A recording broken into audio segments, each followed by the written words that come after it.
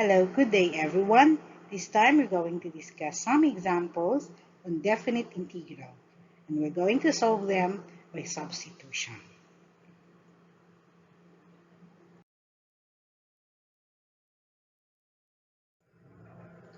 The Fundamental Theorem of Calculus is appropriately named because it establishes a connection between the two branches of calculus, differential calculus and integral calculus. Differential calculus arose from the tangent problem, whereas integral calculus arose from the area problem. We need to say the fundamental theorem of calculus links the relationship between differentiation and integration. The first part of the theorem shows that indefinite integration can be reversed by differentiation. It also proves that for every continuous function, there is an antiderivative integral. So if f is a function that is continuous on an open interval I, and if a is any point in the interval I, and if the function f is defined by f of x equals the integral from a to x of f of t dt, then f prime of x is equal to f of x. Therefore, the derivative of the integral of f of t dt from a to x is equal to f of x. The easier definition. Note that part 1 can be rewritten as the derivative of the integral of f of x dx, which says that if f is integrated and then the result is differentiated, we arrive back at the original function f of x. The second part of this theorem tells us how to evaluate a definite integral, assuming that f has an indefinite integral.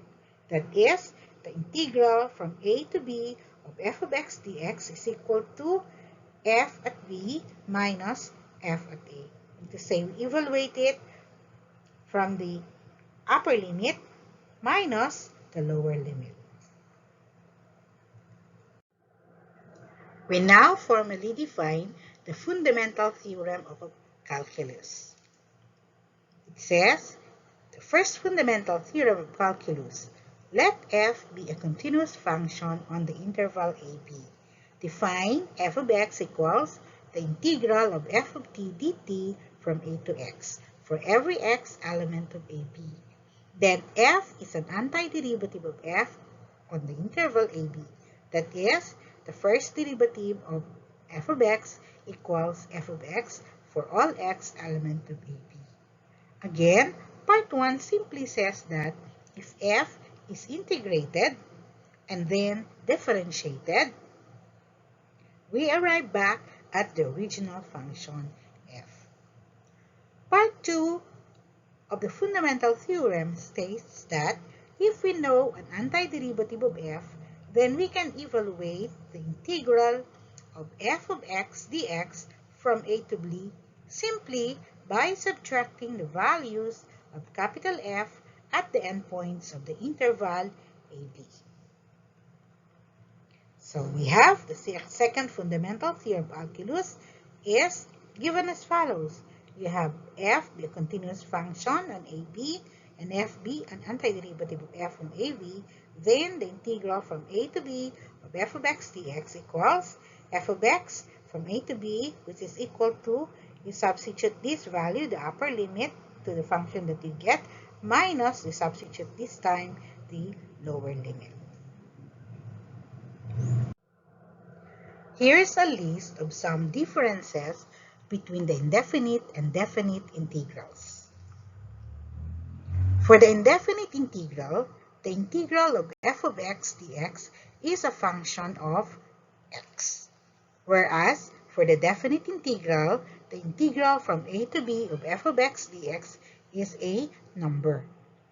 By definition, the integral of f of x dx is any function of x whose derivative is f of x. That is for your indefinite integral. Whereas, for For the definite integral, the integral from a to b of f of x dx was defined in terms of Riemann sums and can be interpreted as area under the graph of y equals f of x, at least when f of x is greater than 0. For the indefinite integral, x is not a dummy variable. For example, the integral of 2x dx is equal to x squared plus c, and the integral of 2t dt is equal to t squared plus c. These are functions of different variables, so they are not equal. Whereas for the definite integral, x is a dummy variable. For example, the integral from 0 to 1 of 2x dx equals 1, and the integral of 2t dt from 0 to 1 is equal to 1. So, the integral of 2x dx from 0 to 1 is equal to the integral of 2t dt from 0 to 1. We have here our first example, that is, to evaluate the following definite integral. The integral of 5x cubed plus 2x minus 3 dx evaluated from negative 2 to 1. Recall the following integration formula, that is, the integral of x to the n dx is equal to x to the n plus 1 all over n plus 1. But this time we don't make use of our c because we have here definite values. So for the solution, we have the following. You have 5x cubed, because we have 5x cubed there, then you have 3 plus 1 will give us 4, and then all over 4. So you have 5 over x to the 4th. As for the integral of 2x there, you have 2x squared over 2, so you can divide out 2, so you now have x squared. And the integral of negative 3 dx is actually equal to negative 3x, evaluated from negative 2 to 1. Now recall again, how do we do that?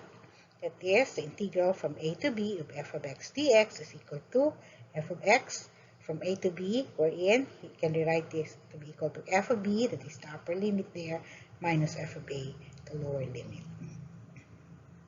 So that when we substitute, we now have 5 over 4, our x is replaced by this time the upper limit, which is 1 raised to the 4th plus 1 squared. Then you have minus 3 times 1, okay, minus, from here you have minus f of a, so the lower limit there, which is negative 2. So 5 over 4 minus 2 is raised to the 4th, so minus 2 to the 4th, plus minus 2 squared, again, because we have x here is raised to the 2nd power, minus 3 times negative 2. That's 3 times our lower limit is negative 2. And simplifying all of this, we can verify that you should come up with negative 123 over 4. For the next example, we're asked to evaluate the following definite integral. That is, the integral of 3x squared of 6x squared plus 1 dx evaluated from 0 to 2. For the solution, we let u here be equal to 6x squared plus 1. Then, if we try to take the derivative of u, you will come up with 6 times 2 will give you 12x, plus the derivative of 1 is 0. So you will have du is now equal to 12x dx. But notice that you only have 3x dx here. So to be able to get this value, we can divide du and 12x dx by 4 and come up with 1/4 du equals 3x dx. So you now can see that you can substitute your 3x dx by 1/4 du, and your u here is equal to u to the 1/2. Now, we try to take a look at the limits of integration. Because we substituted u to be equal to 6x squared plus 1, then we have the following. When the value x equal to 0 is substituted to u, to x, then you will have 6 times 0 squared plus 1 is equal to 1. So you have u equal to 1. When x is substituted as 2 here, and x equal to 2, you will have, because you have 2 here, you will be able to solve for u to be equal to 6 times 2 squared, that will be 6 times 4, that's 24, plus 1, that's equal to 25. So meaning to say, the limits of integration also changes from 0 to 2, it will become from 1 to 25. And rewriting, we now have the following. That is, the integral from 0 to 2 of 3x squared of 6x squared plus 1 dx now becomes, you have from, when x equal to 0, you have u equal to 1, so you have 1. When x is equal to 25, when x equal to 2, you have 25, so you have u 25. So 1/4 square root of u du is equal to 1 over 6 u raised to the, what happens here, where do we have 3 over 2? This is u to the 1/2. So 1/2 plus 2 over 2, that becomes 3 over 2. And then it should be over 3 over 2. But because we have 1/4 here, so over 3 over 2 can be written as 1/4 times 2 over 3. Then you can cancel out your 2 and 2 here. So come up only with 1 over 6. And then you have 1 raised to the, this is evaluated from 1 to 25. When you do that, you now have 1 over 6. Your u is replaced by this u here, 25, the upper limit, minus 1, the lower limit, is raised to the 3 over 2 also. So simplifying this, it should give you the value 62 over 3. For our next example, we're asked to evaluate the following definite integral. That is the integral of sine x plus sine x cosine x dx evaluated from 0 to pi over 4. Notice that we have a sum here, so you can write this as, can take individually its integral. That is the integral now of sine x dx evaluated from 0 to pi over 4 plus the integral of sine x cosine x dx evaluated from 0 to pi over 4. Then we can let u be equal to sine x, and we know that the du is equal to cosine x dx. And then when this value here, when x is equal to 0, because sine of 0 is equal to 0, you will have u is equal to 0. And when x is equal to pi over 4, we have here, you can replace here sine of pi over 4, but sine of pi over 4 is equal to square root of 2 over 2. That's why u now is equal to square root of 2 over 2. So by substitution, we now have the following. That is, we have sine x dx here, the integral of sine x dx from 0 to pi over 4, plus the integral of sine x cosine x dx from 0 to pi over 4. We know that we can actually solve for the integral of sine. Integral of sine is negative cosine. But here, since we make use of substitution, wherein our sine x is equal to u, and our du is cosine of x, so we'll have the u there. But u du, when you integrate that, this is understood to have an exponent 1, that becomes u squared over 2. So that from here, the integral of sine is negative cosine x, evaluated from 0 to pi over 4. So this one here is, its integral is 1/2 u squared, evaluated from 0 to square root of 2 over 2. Simplifying further, we have negative cosine of x, so the upper limit there is pi over 4. So negative cosine of pi over 4, but cosine of pi over 4 is square root of 2 over 2. Then we have minus of minus, it becomes plus there, cosine of 0, which is equal to 1. Then we have 1/2 u squared, So 1/2, our u is this time square root of 2 over 2. So you have the 1/2 square root of 2 squared over 2. When we square that, you will have 4 over, this is square root of 2 squared. That will give us, get rid of 2 there, so we'll have 4. And then this square, this one, when you square this becomes 2. 2 squared. This becomes 2 squared. Okay. So from here, we now have minus 0. So u squared, when you replace it with 0 squared, that's still 1/2 times 0 squared is still equal to 0.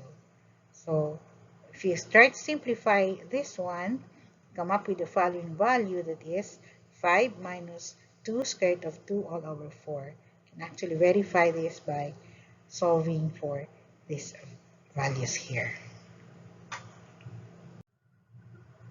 The next example, we have the integral of ln of x over x dx evaluated from 1 to e. Now, if we let u be equal to ln of x here, then our du, if you recall, the derivative of ln is 1 over x dx, correct? And then, note that when x is equal to 1 here, okay, when x is equal to 1, what will happen? Ln of 1. So u becomes 0, because ln of 1 equal to 0. And when x is equal to e, you will have ln of e. But ln of e is equal to 1. That's why u is equal to 1. So by substitution, we have the following. The integral of ln of x over x dx from 1 to e is equal to, this time you replace your ln of x by u, and then dx over x by du. So we have the integral of u du from 0 to 1. Again, you have an exponent 1 there. That's u to the 1, so you can write it as u squared times 1/2. Or actually, that's u squared over 2, evaluated from 0 to 1. And that should give us, when we try to substitute, you will have 1/2. Then from the upper limit, which is 1, that's 1 squared minus 1. So 1/2 times the quantity 1 squared minus 0 will give us 1/2.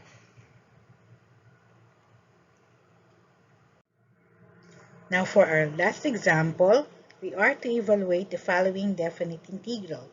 That is the integral of sine x over 1 plus cosine x dx evaluated from 0 to pi over 2. For the solution, we let u be equal to 1 plus cosine x here. Then, we can take the derivative of u. Derivative of 1 is 0. Derivative of cosine is negative sine x dx. Note that when x equal to 0 here, you will have 1 plus cosine of 0. But cosine of 0 is equal to 1. So you'll have 1 plus 1, that becomes 2. So u is equal to 2. And when x is equal to pi over 2, you will have u is equal to 1 plus cosine of pi over 2. But cosine of pi over 2 is equal to 0. So you will have now 1 plus 0, so u is equal to 1. So by substitution, we have the following. That is, the integral of sine x over 1 plus cosine x dx from 0 to pi over 2. You replace this time your 1 plus cosine of x to be equal to your du, your u here. And then sine x dx is actually du, but there's a negative. That's why you have negative du. Negative du is your sine x dx.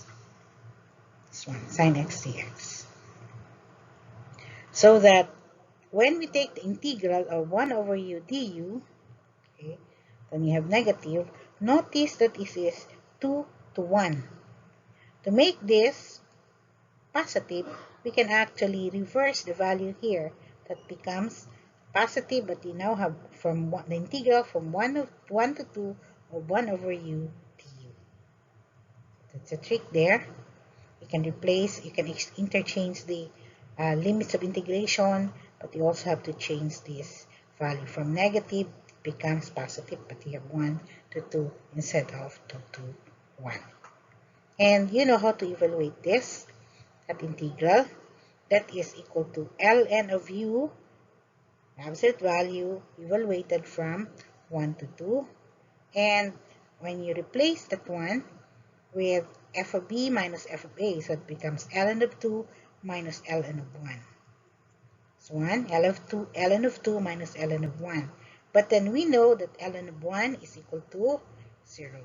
So the result is simply equal to ln of 2. Now, here's the summary. For the summary or table of integrals, we have the following. So you can make use of this one to recall all the formulas. You have the integral of dx is equal to x plus c. The integral of x to the n dx is equal to x to the n plus 1 over n plus 1 plus c, if that is as long as n not equal to negative 1. The integral of a f of x dx is equal to, you can take out the constant outside the integral sign and just simply solve for the integral of the function.